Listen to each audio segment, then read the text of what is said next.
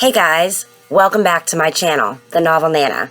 I'm Bex, and today is part 2 of my video series all about them betas. Today I would like to discuss what it takes to be a beta and what makes a good beta, what you should be looking for from your betas as an author. So basically, when you are screening for your betas, you want to make sure that your betas are hitting the criteria listed. 1. They are avid readers. 2. They are interested in or read in the genre that you have yourself written your book in. 3. That they have the time to commit to your novel. Basically, you want to make sure also that you have a group of different kinds of people, different walks of life. You want different genders and different ages. Ethnic backgrounds, anything is a plus in diversity because you want to cast a wide net in order to get the most out of your feedback from your betas. Now, if your manuscript happens to be any content involving mature or sensitive content in your manuscript, you want to make sure that you let your betas know up front. Because the last thing you want is to get a beta who decides to drop out due to the content, or maybe they have a trigger reaction to something in your manuscript. If you do have mature content, you want to also let your betas know up front that there is mature content in your manuscript. Now, once you have chosen your betas, I suggest start out with anywhere from 5 to 15 betas, and you want to also choose maybe 3 alternates, because sometimes within the beta process, you will have those betas that life gets in the way and they're not able to devote the time and energy and effort that it takes within the time frame given them to read your manuscript and get back with you with their feedback. So when you do choose your betas, I like to send out beta packets. Now, a beta packet isn't really a requirement, but for me, it has helped a lot. When I did my betas, I sent out a packet welcoming them, first of all, for being a beta, and then kind of explaining the process of what I expected from them. This included questionnaires. It included a warning and disclaimer for the sensitive content that my novel at the time included. So also we discussed time frame, email addresses in order to be able to communicate with one another, and a general idea of what the story they were going to be reading was. So you can include like a synopsis if you choose. Once you have established your betas, you're going to want to make sure that you have each and every beta's name, age, listed, name and age. You're also going to have some sort of communication, whether that be email or whether that be a phone call, because you're going to want to do a follow-up. Once they have given you their feedback and reported back to you on one of those ways that I've listed, you're going to want to make sure to get through all of their feedback, organize the feedback the best that you can, and really narrow down the issues that were overall common amongst your beta readers. Those are the issues that you're going to want to focus on when you go to your revisions. Now, if you choose, you can also do beta reviews.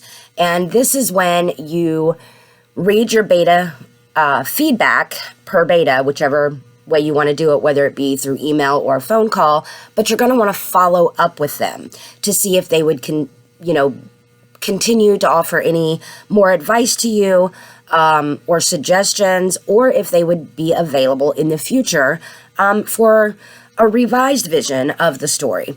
So that's a good way to have repeat business when you do find a beta that you consider to be a good beta.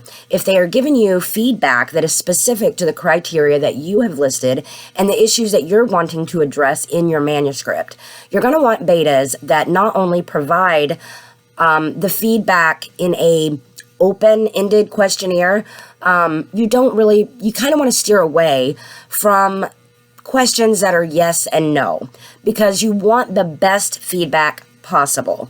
and you, generally speaking, don't want to use family members or friends as your betas, if at all possible, because sometimes our friends and family don't really want to tell us anything that might hurt our feelings. So they might not give you as honest as feedback as, a stranger beta.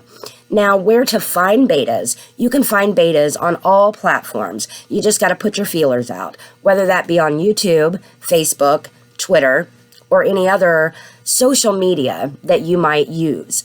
Betas also, you can have referrals to betas if you are in a writing group who have been through the process before.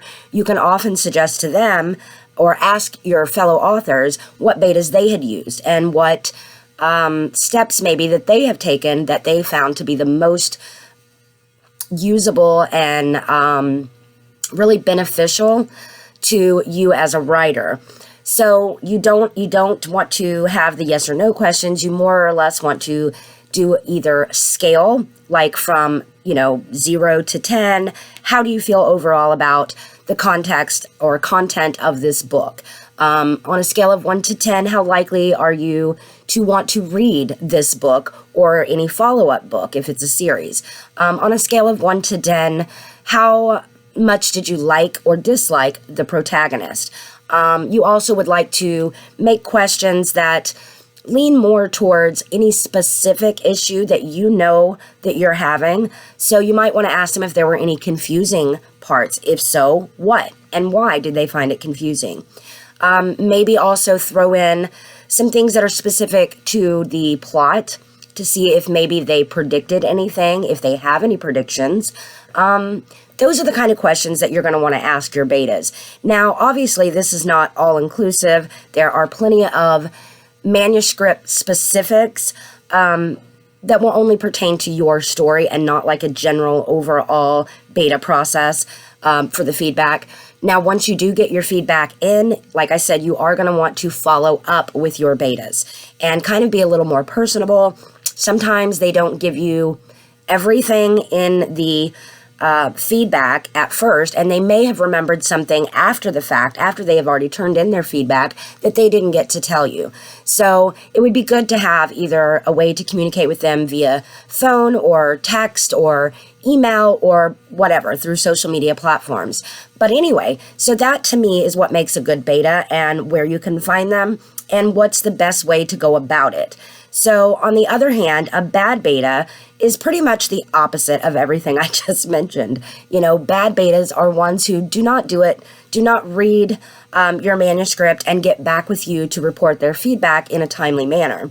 So also a bad beta would be maybe someone that's not in your target audience, because you always want to choose betas that are most specific to the target audience that you are wanting for your book, whether that be, age group or genre. That's totally up to you.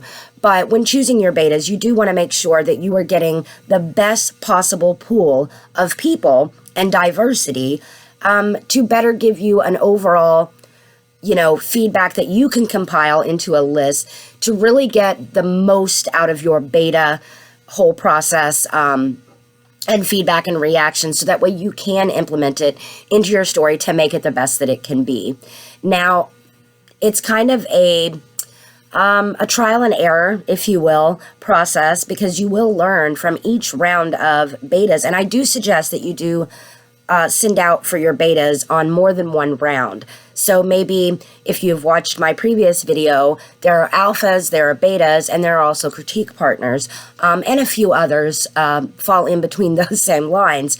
But basically what you're wanting is to choose the most specific to your genre and your manuscript in which you are writing, to get that initial reaction, that best feedback that you can get to let you know how well your manuscript will be received to the general public. But I think that's all I got for you today. If you have any questions or things that you would like for me to address concerning betas, just leave them in the comments below and I'll do my best to get back with you on that. That's all I have for you today. I'm sorry this is such a short video. Now, on the next video in this series, I'm going to take you through my own personal beta experience. And stay tuned for that because not everybody goes the route that I did. I chose to do it in 3 different rounds, and each round was very specific to the chapters of my book. So I didn't send out an entire manuscript. I sent out portions because in my manuscript it wasn't exactly finished, but there were things that I needed to address moving forward that were kind of split end. So, my character could go one way or the other. The plot could also, branch off. So I really needed help from beta readers to help me as the author decide which way or which route would best serve the story. So anyway, we'll talk about that next time. But until then, happy writing. Have a good day. Bye.